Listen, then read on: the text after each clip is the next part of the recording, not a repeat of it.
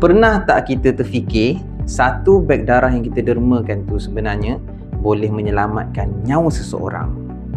Assalamualaikum warahmatullahi wabarakatuh. Saya Hakimi A204476 dan kawan saya Adik A204485. Bayangkan, ada pesakit kemalangan, ibu yang kehilangan banyak darah ketika bersalin, atau pesakit yang sedang menjalani rawatan kanser. Mereka semua ni memerlukan bekalan darah untuk terus hidup kan? Tapi sebagai seorang Muslim, timbul satu persoalan. Adakah menderma darah itu dibenarkan di dalam Islam?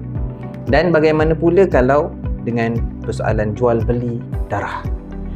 Kaedah fiqh Islam berbunyi ad-darurat tubihul mahzurat. Kita selalu dengar keadaan darurah mengharuskan perkara yang haram. Jadi haram ke? Harus ke sunat?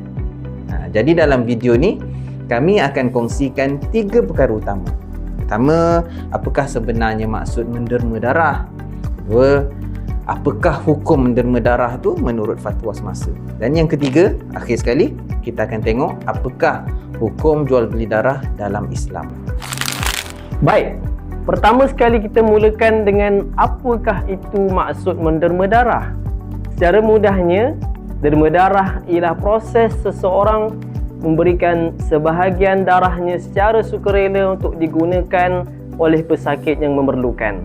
Dalam istilah fiqh semasa pula, ia dikenali sebagai tabarru' biddam atau naqlud dam, yang bermaksud pemberian atau pemindahan darah untuk tujuan rawatan. Kalau kita fikirkan, derma darah ini sebenarnya satu amalan yang sangat mulia. Kenapa saya boleh cakap macam tu? Sebab kita bukan sekadar memberi sesuatu yang kita ada, tetapi kita memberi sesuatu yang mungkin dapat menyelamatkan nyawa orang lain yang di luar sana. Kadang-kadang penderma dan penerima darah langsung tidak kenal satu sama yang lain. Tetapi dengan hanya proses yang beberapa minit sahaja, seseorang pesakit boleh mendapat peluang yang kedua untuk meneruskan kehidupan. Sebab itu, ramai pihak melihat derma darah sebagai satu bentuk sedekah dan bantuan kemanusiaan yang sangat besar nilainya. Sekarang, mari kita lihat dari sudut fatwa semasa tentang derma darah. Kita tengok dari sudut bagaimana Islam melihat perspektif ini di Malaysia. Muzakarah Jawatan Kuasa Fatwa Kebangsaan yang bersidang pada tahun 1982 telah membincangkan isu ini derma darah secara khusus. Hasil daripada muzakarah tersebut, mereka memutuskan bahawa pertama, menderma darah adalah harus. Maksudnya dia dibenarkan dalam Islam. Yang kedua, darah orang Islam dan bukan Islam pun tak perlu diasingkan. Dan ini kerana keutamaan ketika itu. Keutamaan dia adalah untuk membantu pesakit yang memerlukan rawatan. Dan yang ketiga, pemberian bayaran kepada penderma darah adalah tidak digalakkan.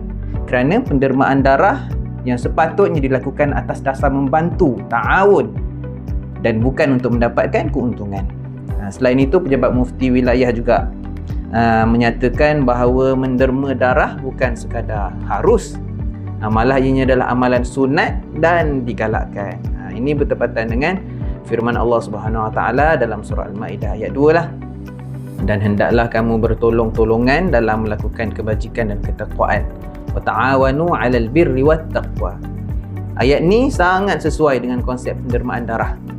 Bila kita menderma darah, kita sedang membantu orang lain yang berada dalam kesusahan kan. Mungkin kita tak nampak siapa yang menerima darah tersebut. Mungkin kita tak pernah bertemu pun dengan dia. Tapi bantuan yang kita berikan boleh menjadi sebab seseorang itu untuk terus hidup. Kan? Bukankah itu satu bentuk kebajikan yang sangat besar? Tadi kita dah melihat apakah hukum hakam menderma darah. Jadi sekarang ini kita melihat pula kepada garis panduan menderma darah. Mungkin ada di kalangan kita yang berminat untuk menderma darah, tapi tak pasti sama ada mereka ni layak ataupun tidak. Di sini saya sertakan garis panduan Kementerian Kesihatan Malaysia dan Pusat Darah Negara. Terdapat beberapa syarat-syarat asas yang perlu dipenuhi. Antaranya, pertama, seseorang itu mestilah berumur di antara 18 tahun sehingga 60 tahun. Yang kedua, seseorang itu mestilah berat badannya sekurang-kurangnya 45 kg. Dan yang ketiga, seorang itu mestilah berada dalam keadaan sihat walafiat. Selain itu, sebelum darah diambil, penderma akan menjalani pemeriksaan kesihatan terlebih dahulu. Doktor dan pegawai perubatan akan memastikan tahap kesihatan penderma berada pada tahap yang sesuai. Jadi tak perlu risau. Proses pendermaan darah di Malaysia sangat-sangat selamat kerana setiap prosedurnya dikawal dan dipantau oleh pihak berkuasa kesihatan. Malah semua peralatan yang digunakan juga adalah disteril dan hanya digunakan sekali sahaja. Sekarang ni kita masuk kepada persoalan yang selalu kita dengar dan selalu ditanya.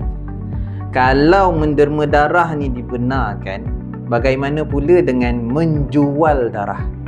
Menurut jumhur ulama, hukum jual beli darah adalah haram dan tak sah. Tidak sah. Kenapa? Kerana hurrimat alaikumul maitata waddama wa lahmal khinzir. Diharamkan bagimu memakan bangkai, darah dan daging babi. Ini surah Al-Maidah ayat ketiga, kan? Ayat selepas daripada dalil yang kita baca tadi. Kerana darah ini dianggap sebagai bahan najis yang telah diharamkan oleh syarak. Selain itu, terdapat hadis Nabi SAW yang secara jelas melarang mengambil keuntungan daripada jual beli darah. Sebab itulah darah ni tak boleh dijadikan barang dagangan untuk mendapatkan keuntungan. Okey. Dalam kata lain, Islam menggalakkan pendermaan darah ni atas dasar membantu sahaja, membantu ta'awun orang lain.